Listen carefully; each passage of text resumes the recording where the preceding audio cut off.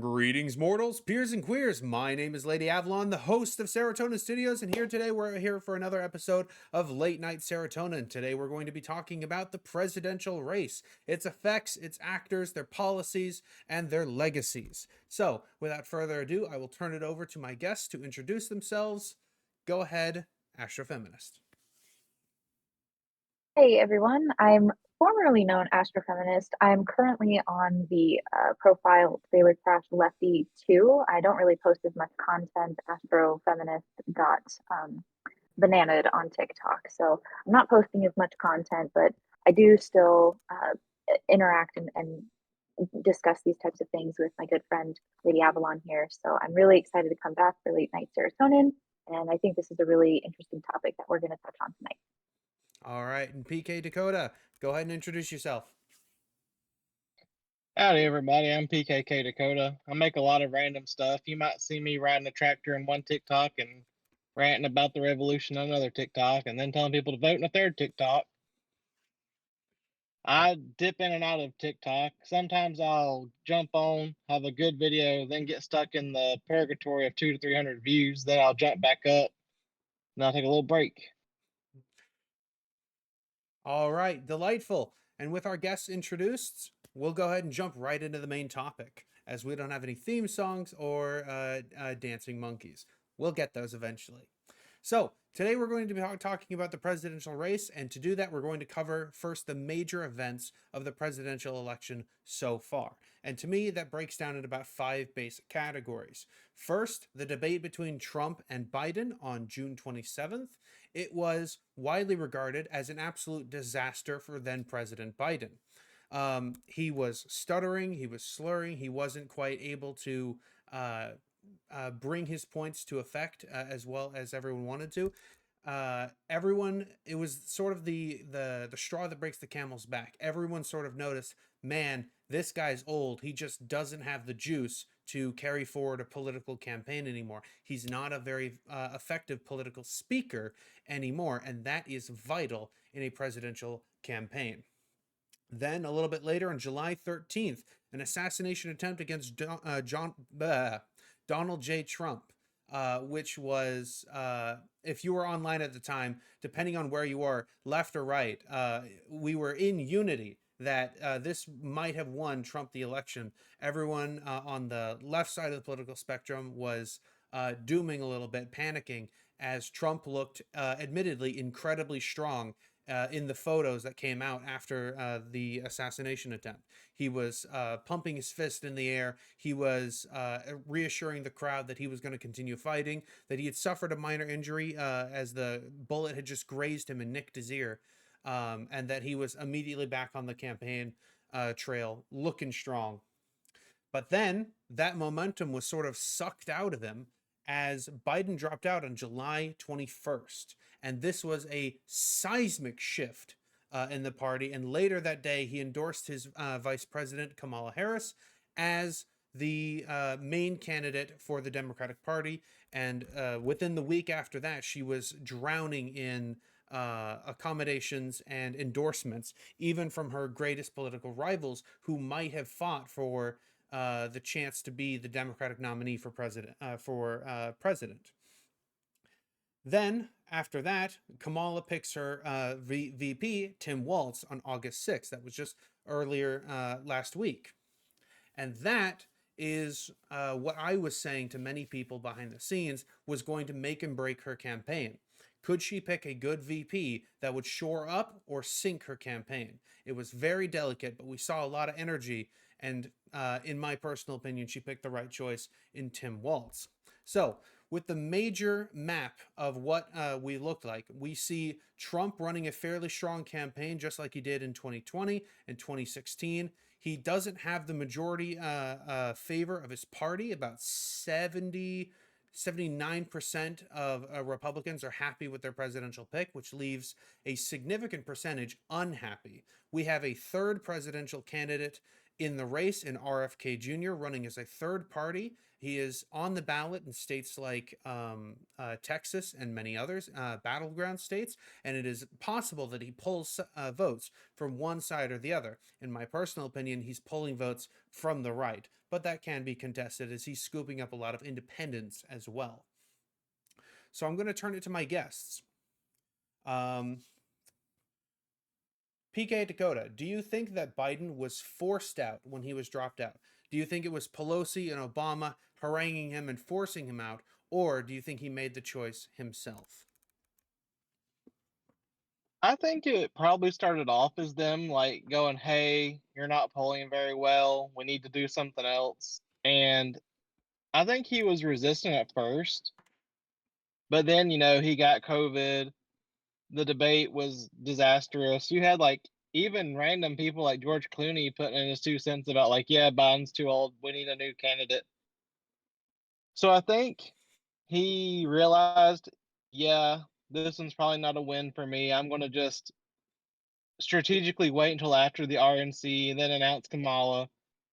And I think it was probably one of those leverage moves where he's like, "I will not step down unless Kamala is the candidate we go with." Because I've heard different stories about like Kamala not being the person that replaces Biden on the ticket. Mm-hmm.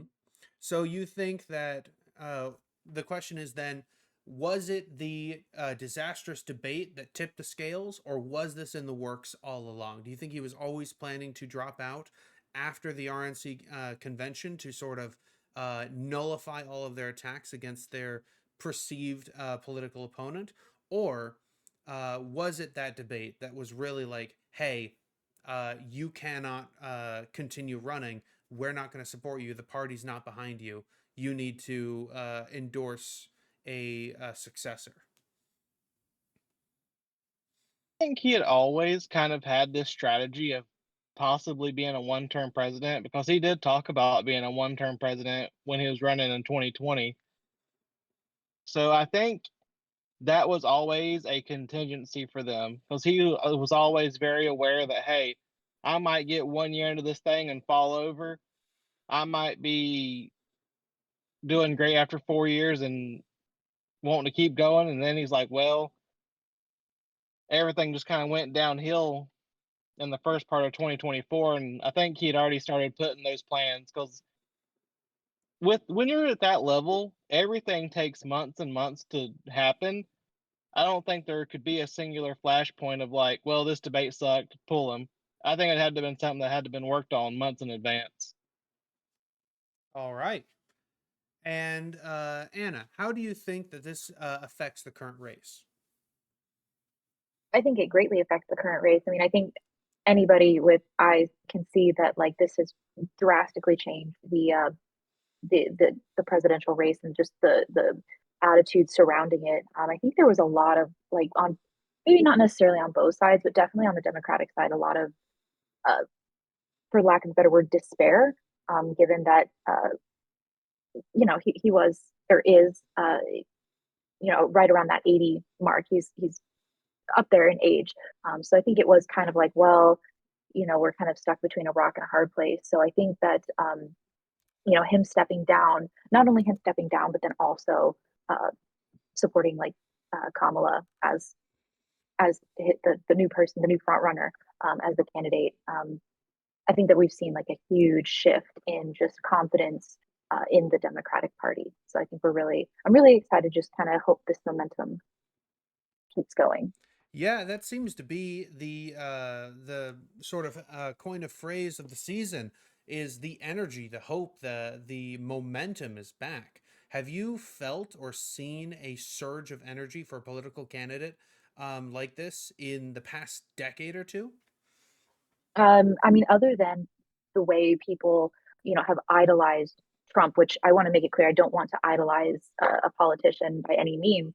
But it's just that feeling from that level of like, ugh, he is not the best person we want, but I mean, he's better than Trump. To like, it would potentially be the first woman of color becoming a president. Not that these are reasons why I think someone should support her. I just think that that's something that we've never seen before. It's new. This is fresh. This is like it's just people are so excited to see something different than like the quintessential older white man running. So It is certainly significant that we're getting a candidate who's a full 20 years younger than her predecessor, um, and is bringing this sort of fresh and new energy.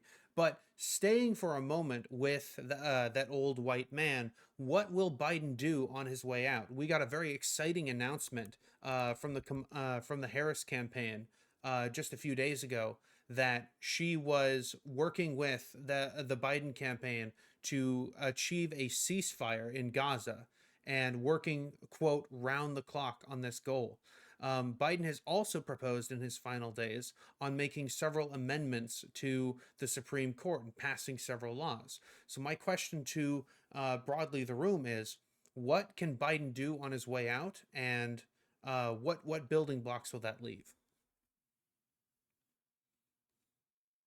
I think he's going to be kind of focusing on, just really securing that legacy that he had. As far as like presidential terms go, I don't know if I'd classify his term as like revolutionary or, very. I don't want to say exciting because obviously a lot has happened within his term. But as far as like things that he's obviously done a lot throughout his presidency. But I do think that he's, just going to be focusing on securing that legacy. And PK, your thoughts?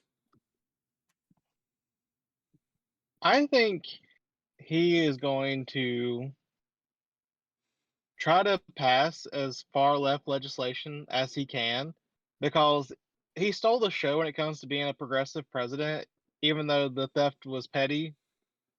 I mean, it didn't have to do a lot to be the most progressive, but he secured millions of dollars in HBCU funding. He passed the CHIPS Act. He passed the Infrastructure Act. He put the first black woman on the Supreme Court. He has the most diversified cabinet of any president. He has elected more judges from a variety of like different backgrounds, religions, ethnicities, and all that than any president before him. And I feel like he's always tried to be progressive, but he's being progressive from like the middle instead of starting on the left. He's just pushing from the center left. So So my I question. think that, Go ahead. oh, go ahead. Oh, I was just going to say, Oh, I think that he's going to try to put some more executive orders in place to make sure the Selectional Guard on standby because there's already talks from the right saying, yeah, if he loses, we're going to riot. If he wins, we might still riot. So I think his focus now is how far can I push in these final few months. speaking to that push, one of the things that Biden has always worn as a badge of honor is his ability to be bipartisan. He was a very long-standing senator and congressman. He's got a lot of really old connections in the House and the Senate. Do we think that with the Republicans having a slim majority in the House and the Democrats holding the Senate, is he going to be able to effectively pass bipartisan legislation, or do we think that the parties are too polarized and are unwilling to work together this late in the game?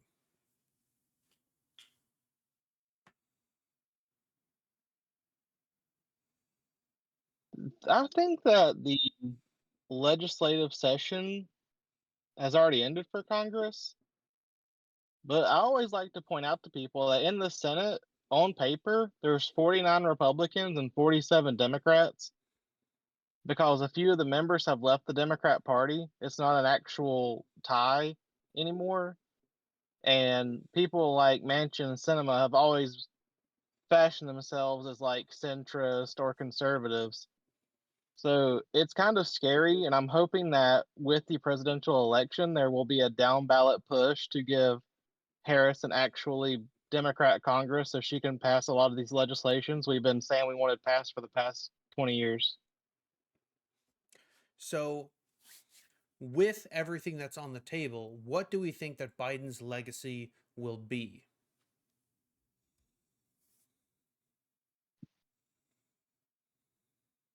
Well, I think that essentially he's really just gonna, make it to where that Harris's campaign can benefit from his experience and, for lack of a better term, political capital. That's, I don't know, my best guess. Yeah. Uh, PK, how do you think that history will look on him being a one-term president, the president after Trump? Do you think that be looked at favorably as he, saved democracy from an insurrectionist, or do you think he'll be seen as a stopgap, or do you think he'll be seen as having a position of power but no real effect on the populace? I think that in 20 years, we'll be talking about Biden as probably one of the top 5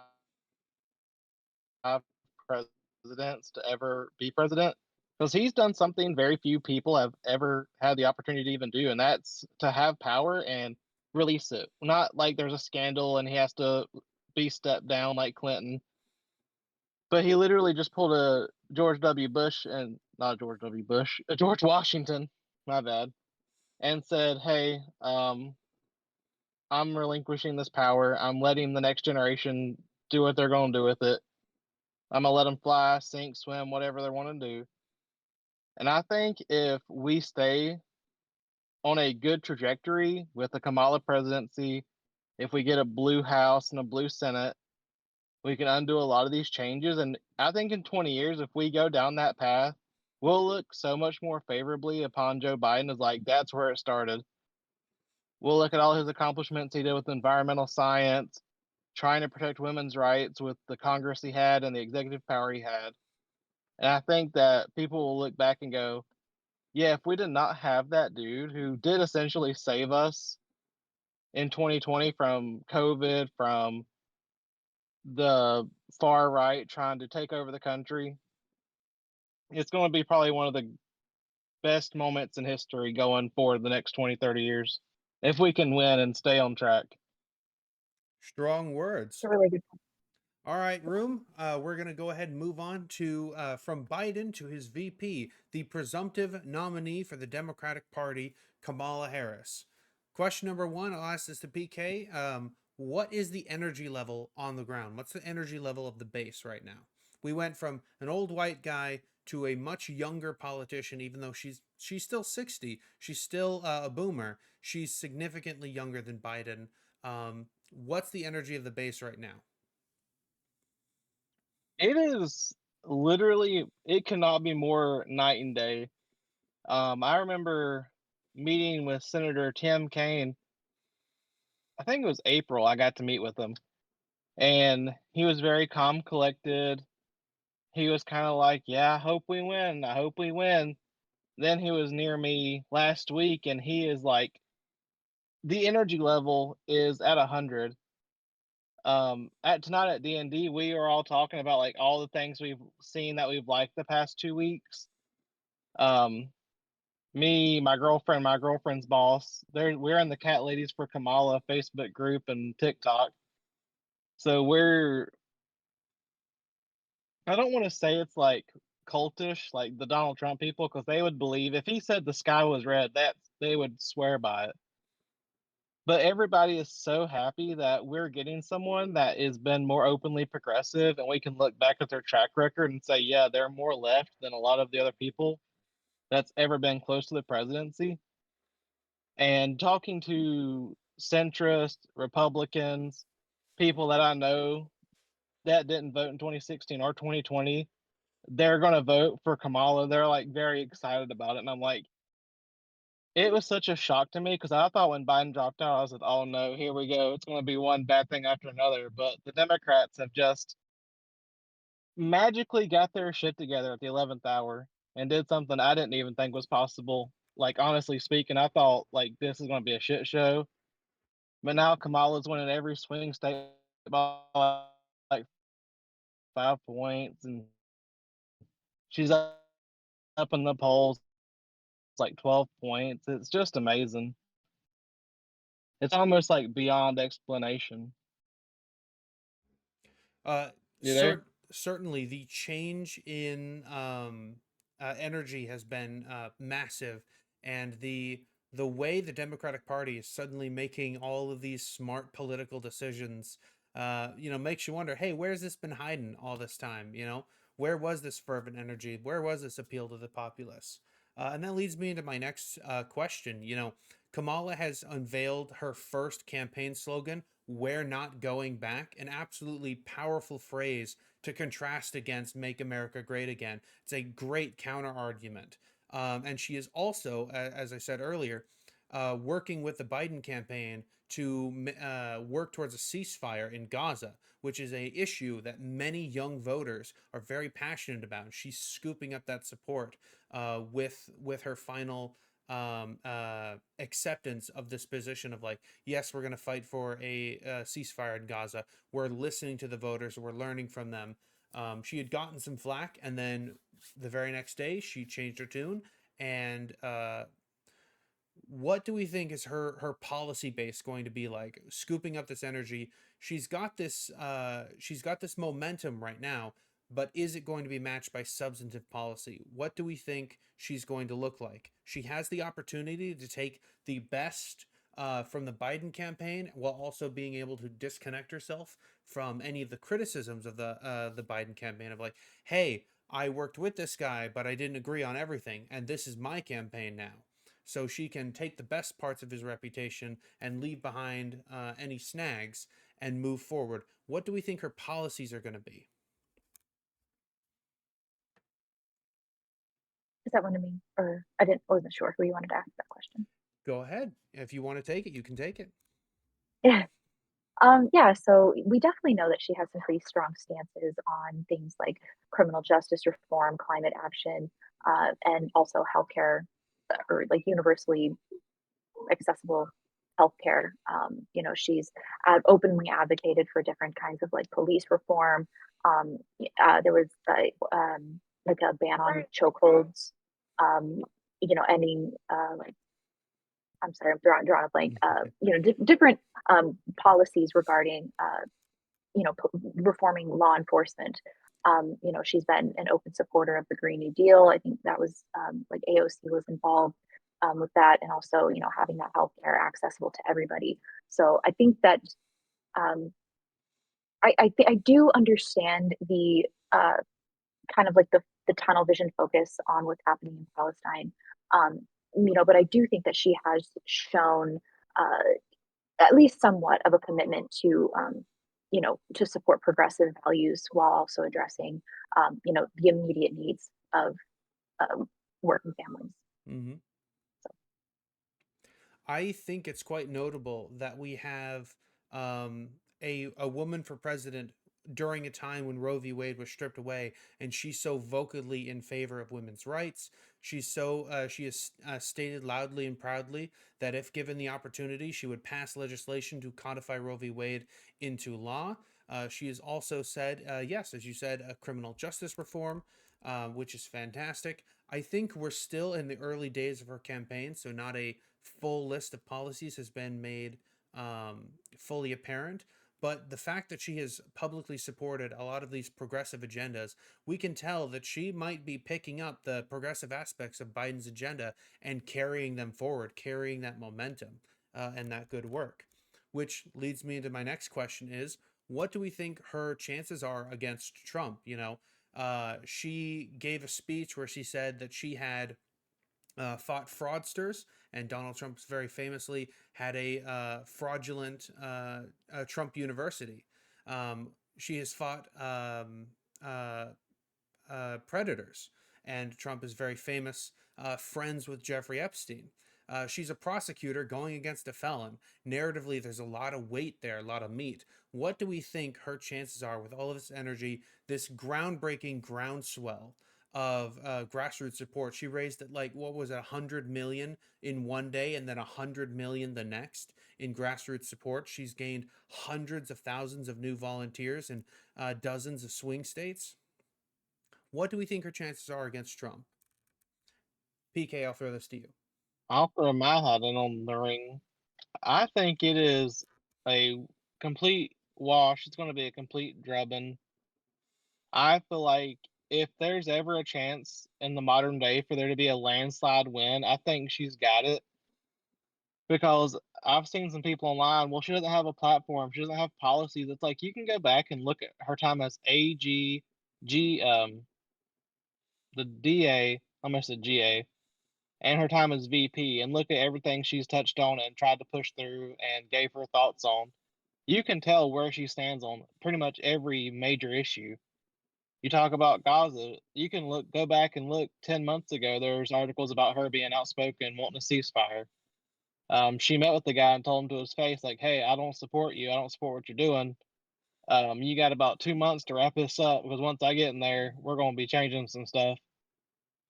And you touched on a lot of things I was going to say with like, it is so poetic that Trump, he's been found civilly liable for SA. He's been criminally convicted. And this woman, while she has been called soft on crime, she's smart on crime. As a police abolitionist, she has created avenues to keep people out of prison and the people that are in prison to get back on their feet after prison. And that's really where you got to start at if you're trying to abolish the prison system. So I can't think of a single thing that she's not close or right on the money as far as my beliefs personally and what my prerogatives are as far as where I think we should be heading. Like climate change, I think she's going to have the best people she can have on that problem. And if she can get Congress to write the bill she wants to write, it's kind of like she has all the knowledge. We need to give her the tools. Absolutely. And one exciting thing that I've seen, and this is not a guarantee, but I said we had a third presidential candidate in the race in the form of an independent RFK Jr. And in my opinion, he is pulling votes from the right. It seems from the polls, they jump back and forth between 3 and 5%, depending on where you are. And that is significant. As I said before, about 20 plus percent of the Republican Party is unhappy with their current presidential nominee. So it is possible that if enough disaffected never Trumpers or people who are just not excited about Trump as a candidate go to the polls and they see RFK Jr. and independent and they vote third party, that might pull enough votes away from him to make his loss either assured or even more noticeable, which is very exciting. But moving on to the threat of Trump, what are the chances of a Trump victory? He won in 2016, he lost in 2020. He's widely credited for losing the 2022 presidential midterms with all the culture war stuff. He was heavily campaigning against Biden, and the whole RNC was all about attacking Biden. And now he's out of the race, and yet Trump is still having these moments where he says, "Oh, Biden will come back and fight for the crown. That he's going to come back." It seems like Trump really wants to keep fighting against Biden, but he's got Kamala now, and he seems unable to change tact at this 11th hour. What are the chances of a Trump victory, and what would that look like, Anna? I am not a person that like bets a lot. But if I were to place a bet on this presidential election, I would bet that Kamala would be winning this for several reasons. Um, First of all, when Trump first ran in 2016, he didn't have the popular vote then. He had to rely on the electoral college to give him that presidency. And then in 2020, he also did not have the popular vote, and he lost the electoral votes as well. So, uh, and I think I saw a statistic the other day about 20 million boomer aged people have died since 2016, and the majority of his base is boomers. So we're seeing a lot of his base leaving the voting leaving the voting landscape, and then they're being replaced by overwhelmingly blue Gen Z.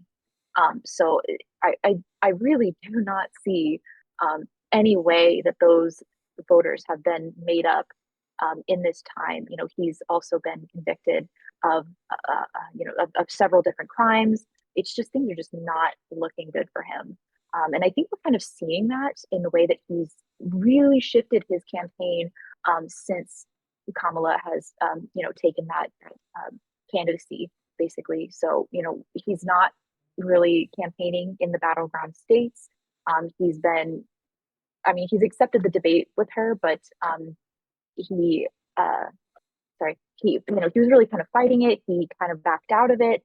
The already agreed upon time and date that he thought it was going to be with Biden. He thought it was going to be a shoo-in because of how, he performed previously. He was like, oh, this will be a cakewalk.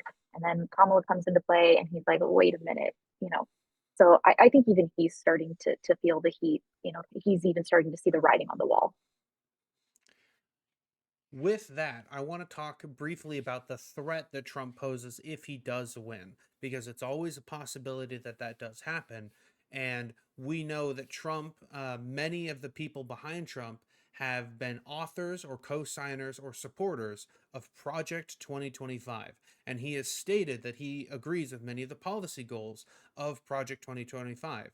So, PK Dakota, I want you to quickly outline the threat of Project 2025 and some of its major disastrous policy positions. Go for it. Well, I first want to start off with Project 2025 is kind of the code name for the latest iteration of a document known as the um what is the document known as?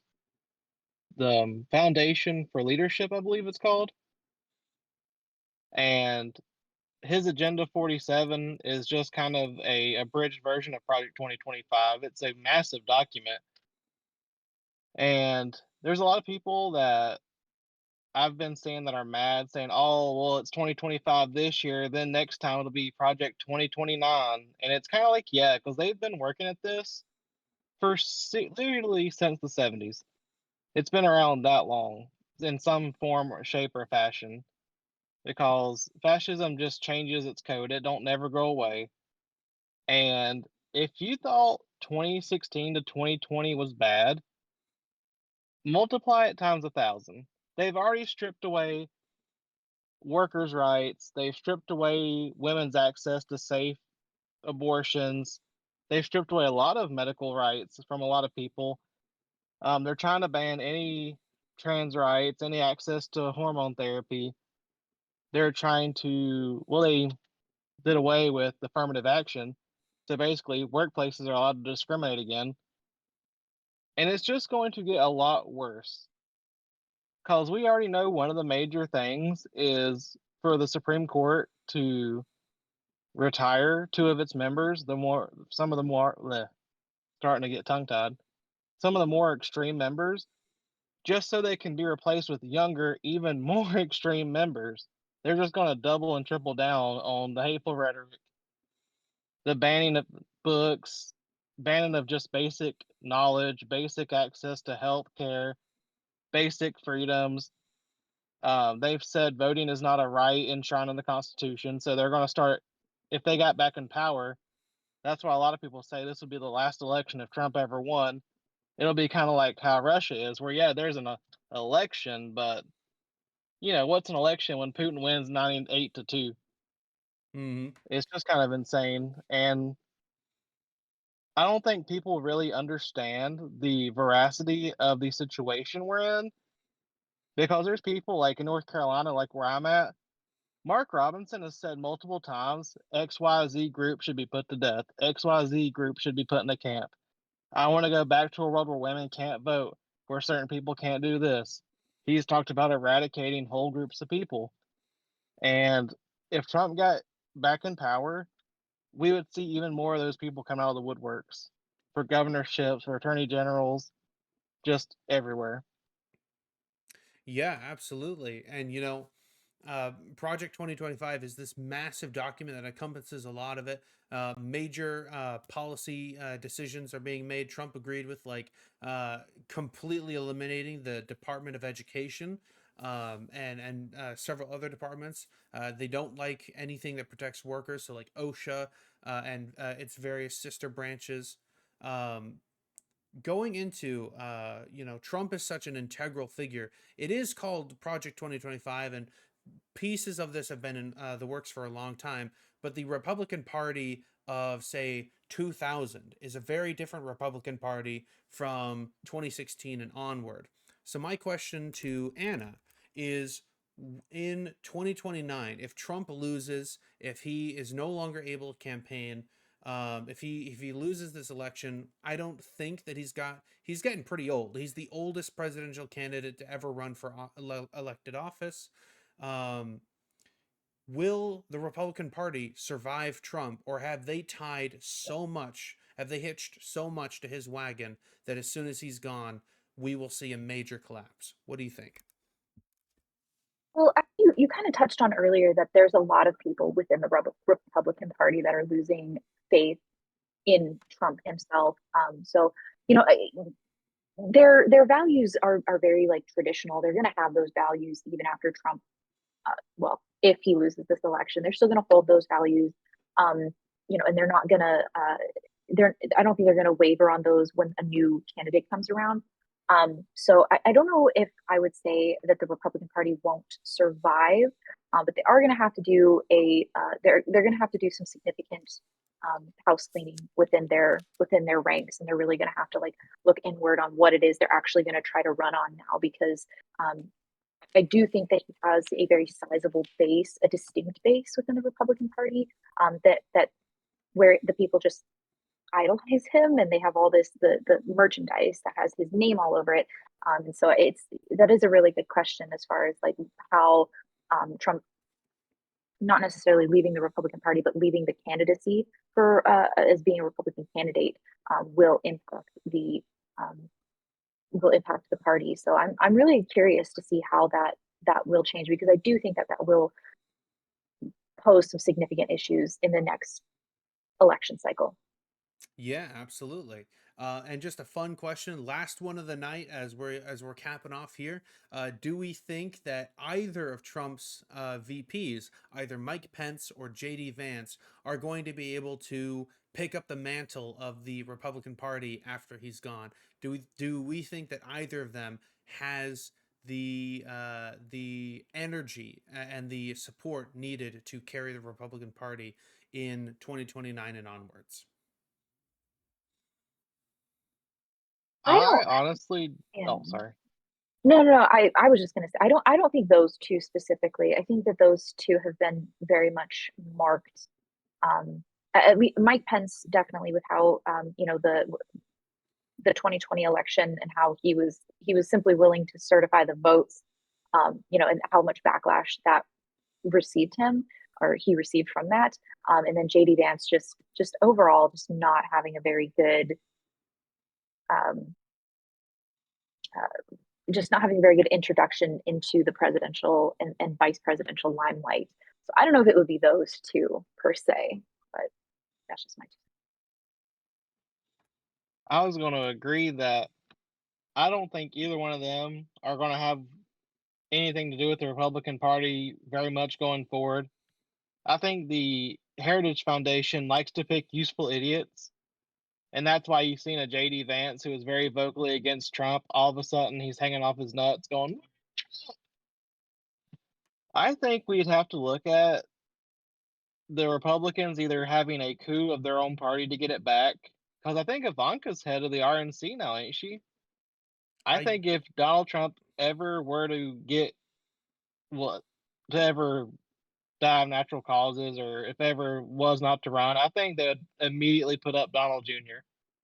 I think he would shoot straight to the top because he's just as megalomaniacal as his father, and he is 40 years younger. So it would just be the same stuff every election going forward for the next 30, 40 years, unless the Republican Party of old kind of reasserts itself and says, we're going to just start campaigning for Democrats until the Republican Party loses all the money and we can just reboot it or take it back somehow.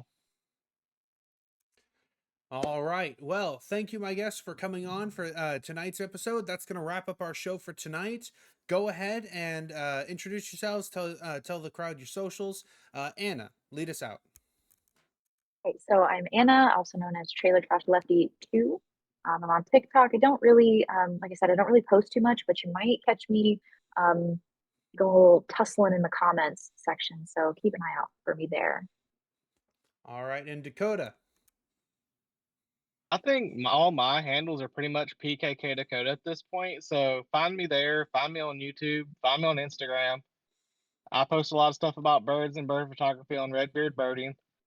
And my TikTok is a lot of political content. And I'm about to make some more content on which groups per state you should be organizing with. I've got a lot of questions about that. And I've gotten some questions about how to get in organizing. So I'm also going to have some of those videos coming up in the future. All right. And folks, I've been Lady Avalon, the host of Serotonin Studios. We hope to see you next time. Welcome back to the show. Thank you and good night.